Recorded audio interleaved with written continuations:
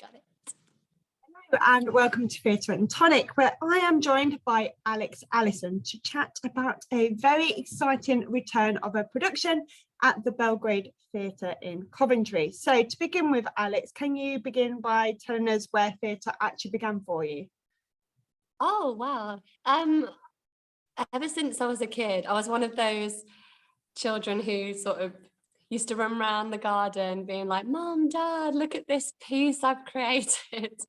And they would be forced to watch, which I'm sure deep down they really loved. And then it was just the one hobby that always stuck with me. Singing and acting was always that thing that I just kind of always did. And I don't see it stopping anytime soon. So what kind of made you want to pursue it professionally then? Because for a lot of people, especially with the funding cuts and, you know, opportunities are becoming a bit more slim, what for you kind of made you really want to go professional, do you think? I think I just always knew. I always knew from the beginning that this was what I wanted to do. I can't really see myself doing anything else.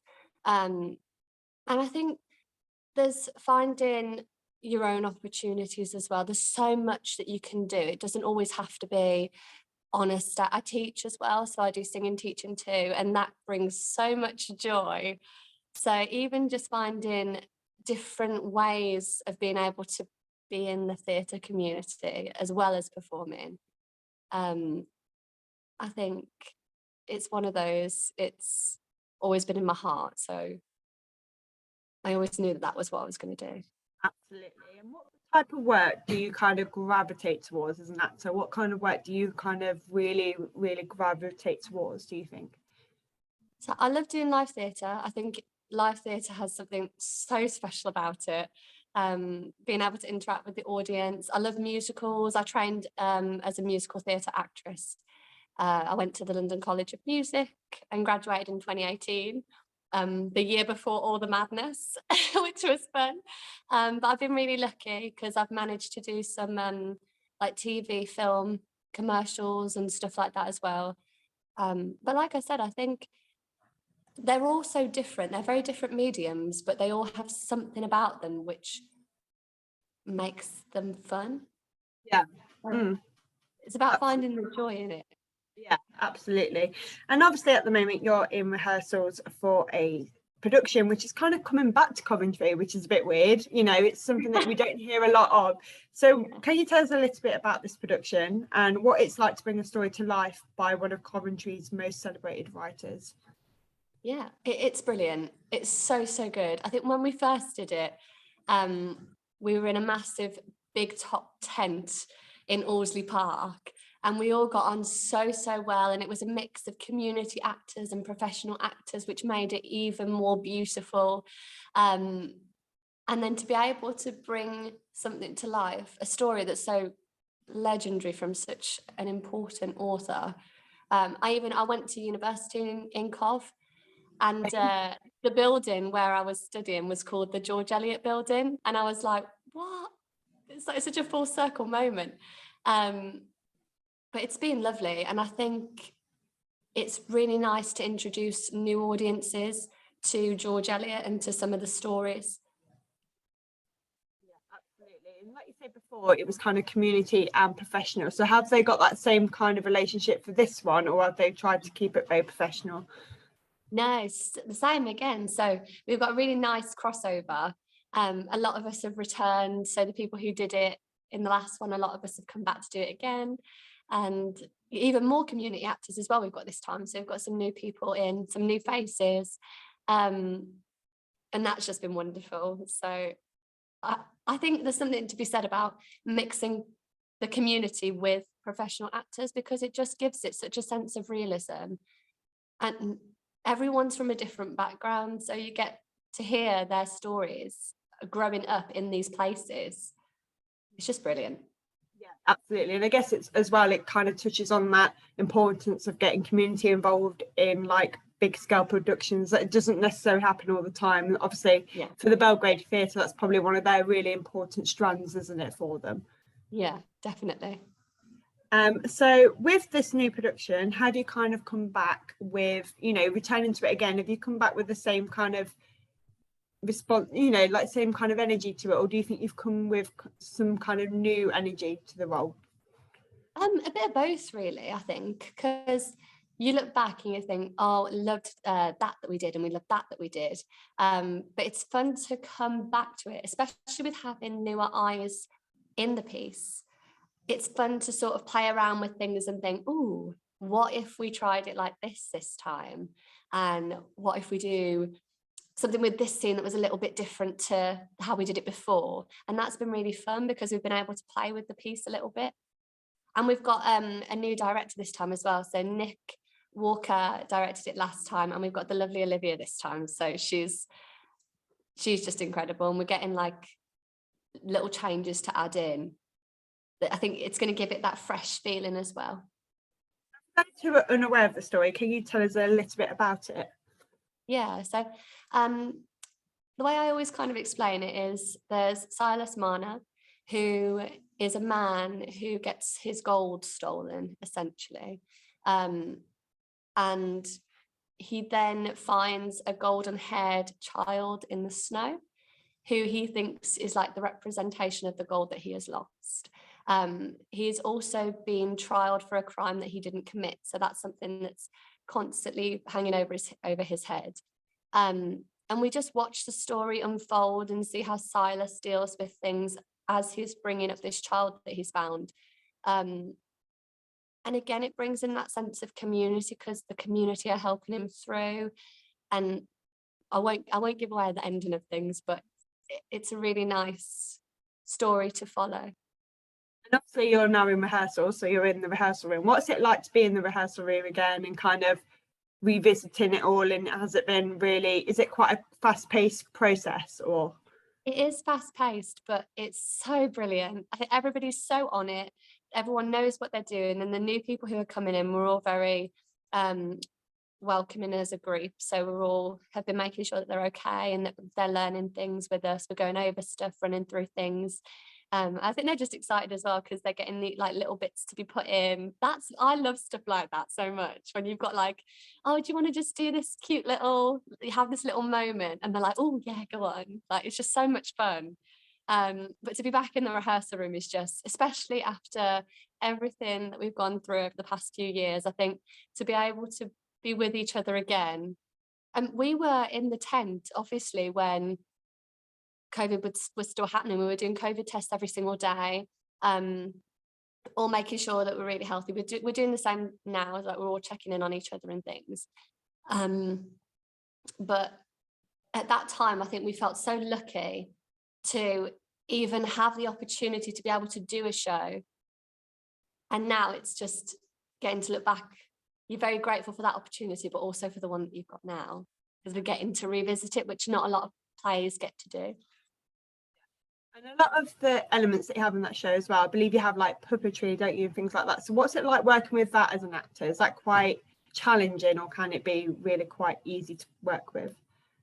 I find it really fun. It's that element of play. Anything that's a bit of a challenge, I find really fun, because I'm like, oh, it's a new thing that I get to try and learn. There's obviously different heights of the puppets as well. So we've got the tiny epi puppet, and then there's a larger epi puppet. We've got like a butterfly, a rabbit, an Aran puppet. But I think the constant thing for me is always wanting the puppet to have some movement, so it feels alive the whole time. Because if you just don't do anything with it, it looks a bit like, which isn't that fun to watch. So it's constantly putting the energy into what you're doing with the puppet to make it feel alive. And obviously at the moment, I think I'm sure you'll agree, it's very exciting in the West Midlands at the moment, with obviously City of Culture, and then obviously we're just about to go into like the Commonwealth, and it's a really exciting time for the West Midlands. So do you think, how would you describe the theatre community in this region, especially at the moment? Like, do you think we're really trying to represent West Midlands on a really good platform? Yeah, definitely. I think it's really nice and fresh. It's for me, because I trained in London, but I grew up in Birmingham. I went to uni in Cov as well.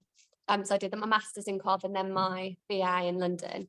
But it's so nice and refreshing to see more theatre and more things happening in the West Midlands, because there are so many actors and performers around here, and it's just brilliant to see people get these opportunities that they might not have had they been anywhere else.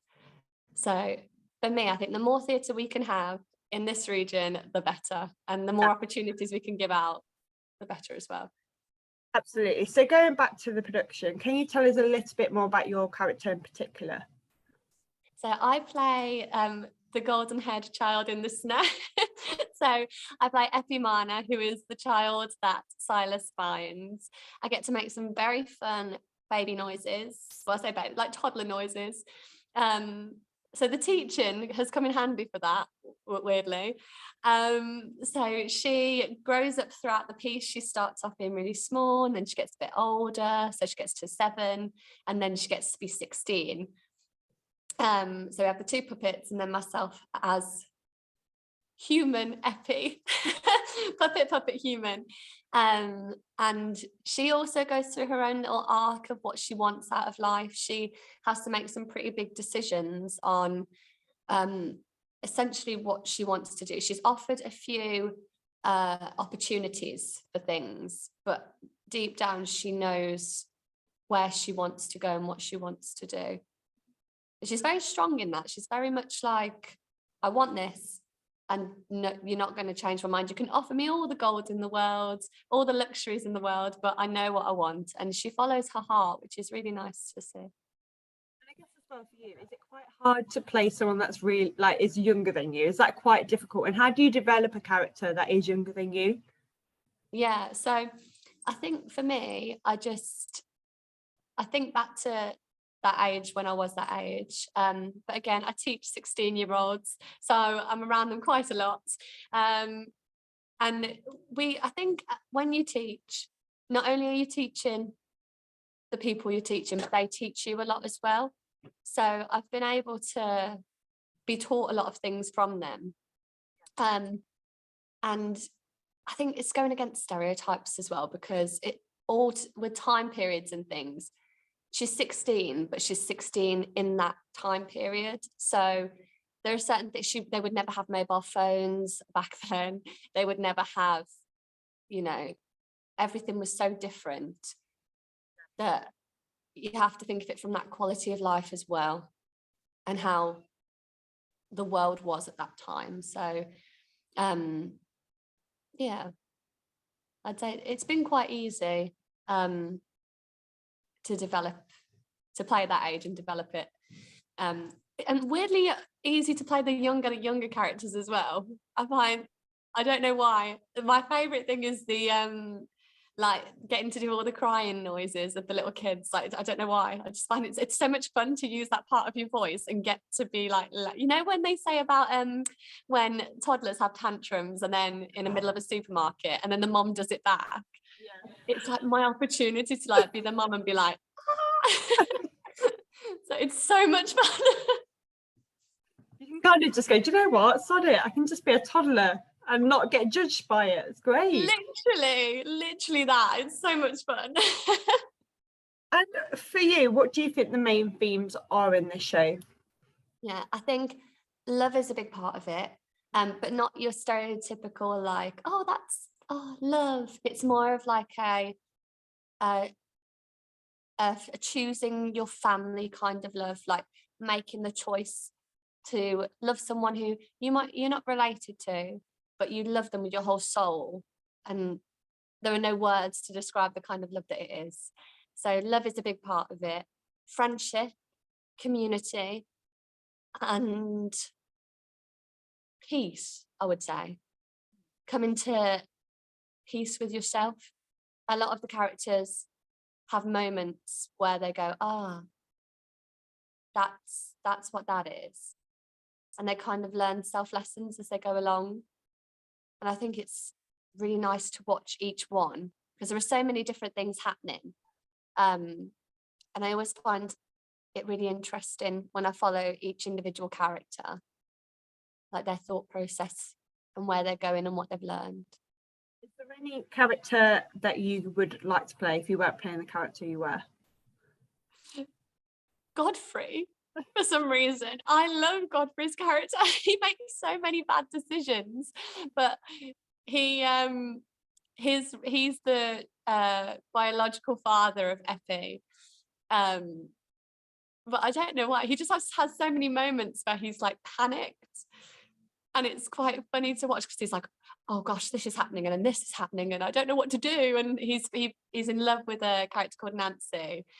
But the chaos that goes on inside his mind, I think would just be so much fun to play. And one final question then, Alex. Why should people come and see this production at the Belgrade Theatre? So it's a beautiful, heartwarming story. It's deeply rooted in Coventry's history. You're seeing something that generations to come will still be looking at. This, like George Eliot's stories are not going anywhere. They're so iconic in how they're done. And I think it's a feel-good show. You come away feeling like you've learned something, but also like you've had a good time. There's that a nice flow to it. So I think audiences will really enjoy it, and especially if they're from Cov, because there's so many places that are mentioned, like the rainbow that's in there. Like there's just, yeah, it's very nostalgic. Well, thank you so much for talking to me, Alex. You can catch this production at the Belgrade Theatre from the 23rd to the 30th of July. So thank you very much, Alex, for chatting. It's been really lovely to talk to you today. Thank you, Emily, for having us. More than welcome. Take care. Have a great rehearsal. You too. Bye. Thank you so much. Bye.